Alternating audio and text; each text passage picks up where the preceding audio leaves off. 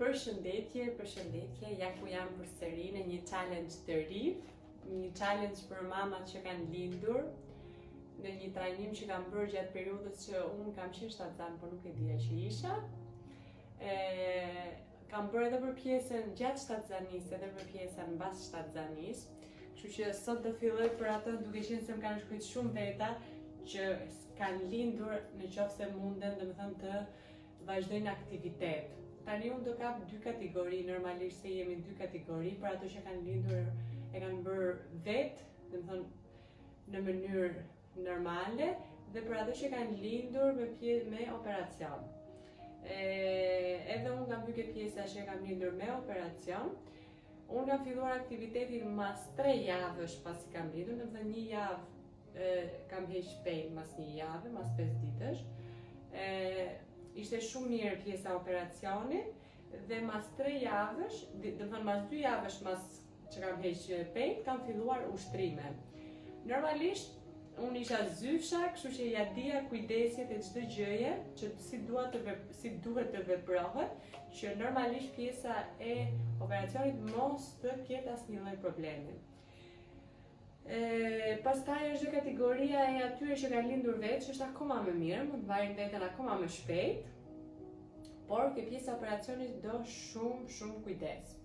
Atëherë do flas për ato pjesë njerëzish që kanë bërë më përpara aktivitet dhe duan të rikthehen shpejt mbas lindjes, dhe për ato që nuk kanë bërë më përpara, po mas një shtatzanie, është ajo pjesa që ndjehen me veten që duhet të fillojnë patjetër aktivitetin fizik. Normalisht gjatë gjithë kohës, edhe 10 minuta t'i kushtoni vetes mbas shtatzanisë, edhe gjatë shtatzanisë, ju ndihmon goxha. Edhe kjo pjesa e psikologjisë juaj, edhe ju si ndjeheni me trupin e juaj, si duke qenë se ne femrat kalojmë një periudhë shumë të vështirë, po ashtu edhe aq shumë të bukur.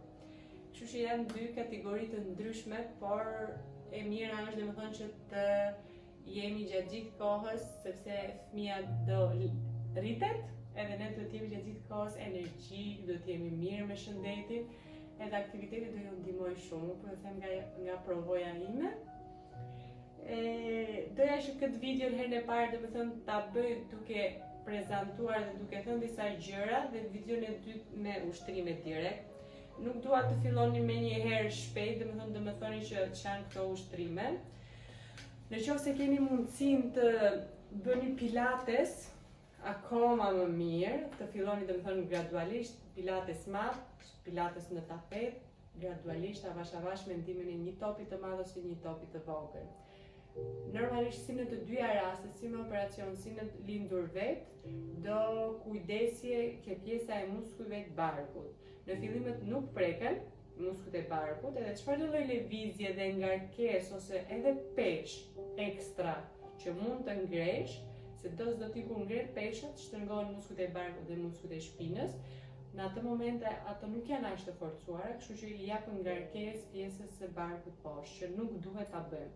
Kështu që mund të filloni me shumë ushtrime të tjera, përveç pjesës së barkut poshtë, dhe çfarëdo lloj veprimi krijon ose e fut në lëvizje pjesën e barkut poshtë.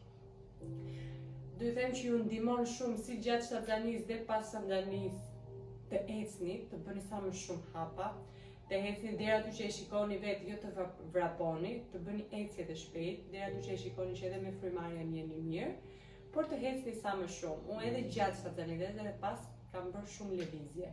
Pafund, edhe brenda në shtëpi mund të bësh lëvizje, nuk është vetëm pjesa që të dalësh jashtë, edhe brenda në shtëpi mund të bësh goxha lëvizje. Shumë kujdes do pjesa e mesit. Unë domethënë këto probleme domethënë që kam parë që nuk doja që të më zhvillohen, domethënë që mos ndjej këto dhimbje, se thoja që më japin problem edhe për pjesën e punës që unë kam. Domethënë që jam zysh, që jam instruktore. Mesin ndoshta kam qenë me fat, nuk e kam ndjer, përveç 2-3 ditët e para mas operacionit që e kam ndjer si dhimbje. Pastaj e kam fut veten shumë në lëvizje që mos rria shtrirë, edhe jam ndjer shumë më mirë. Pastaj, duke qenë se fëmijën e mbajmë në një anë ose në anën tjetër, duke qenë se jemi me gjirë dhe ushqejmë fëmijën, pjesa e një krahut edhe pjesa e qafës një pjesë e shpatullës, unë kam ndjerë goxha ngarkesë, deri që një moment edhe mund pinte krahu ose pjesa e shpatullës. Duke qenë se edhe për mua ishte hera parë, jo kisha sikletë, e mbaj mirë, se mbaj mirë, shumë gjëra domethënë. Por kam ndjerë goxha ngarkesë, prandaj kam filluar direkt mas 3 javësh duke bërë ushtrime shumë të thjeshta, nga këtej e lartë. Duke njët ullur, pa i dhënë shumë ngarkesë pjesës, domethënë përveç ecjes që bëjsha brenda ditës, nuk i jepsha ngarkesë trupit përveç këtej e lartë, pa bërë dhe shumë tërheqje dhe shumë pjesë stretching, domethënë që të tërhiqen pjesët e shumë lartë. Deri diku që e ndjeja që i forcoj çdo pjesë të trupit, e bësha shumë me kontroll dhe shumë a vazhdo veprim ushtrimi, që mos të kisha dhimbje të gabuara dhe dhimbje aty ku nuk duhet, që normalisht është pjesa e barkut, në qoftë se është në operacion akoma dhe më keq. Kështu që ne që jemi të sapo lindura, ka kaluar 3 javë dhe kemi bërë dhe më përpara aktivitet fizik, mund të filloni në këtë mënyrë që po ju them, domethënë ecje, sa më shumë ecje gjatë gjithë ditës, jo prap nuk ka nevojë, thjesht rrisim shpejtësinë e ecjes, e bëjmë të shpejt, më ngadalë, varet nga frymarrja se si jeni, gjendja fizike juaj.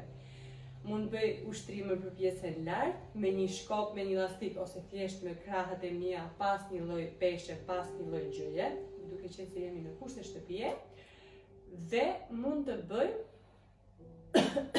më falni, dhe mund të bëj, siç u thash, pilates, normalisht me njerëz që e dini që çdo veprim dhe çdo lëvizje është e saktë që do bëni dhe jo e gabuar. Unë për momentin nuk jam aktualisht në asnjë vend që t'ju them që mund të praktikoni pilates ose mund të vini diku ke unë, po së shpejti në ambientet e mia që po hap, mund të pendishni dhe mund të vini kur të doni, si gjatë shtatzanisë edhe pas shtatzanisë. Unë do filloj me ushtrimet që do ju jap sot që nuk kërkojnë asgjë përveç një karike ose një top të madh që mund t'uleni mbi top. Ju them edhe një sekret tjetër që mua topi i madh edhe në shtatzani edhe gjatë mbas shtatzanisë më ka ndihmuar shumë dhe thonte që ishte një pjesë që ndihmonte shumë fëmijën për dhimbjet e barkut që të rish lart në top edhe të bësh rrotullimet e mesit, duke qenë se lëviz që ti kishe dhe fëmijë në krah, ndihmonte shumë procesin e qarkullimit të tretjes së fëmijës që mos t'i dhimbte barku. Unë nuk e kisha dëgjuar, e kam bërë kur kam bërë trajnimin, e kam dëgjuar këtë. Edhe unë e kam bërë praktikuar. E kam pas topin gjatë gjithë kohës, si para, si gjatë, si mbas shtatzanisë në përgjithësi. Do e mbyll këtë video me kaq dhe direkt pas kësaj videos do kem pjesën e ushtrimeve. Për 7 ditë rresht ne do ndiqim disa ushtrime, nuk janë shumë minuta, janë 10-15 maksimum 20 minuta.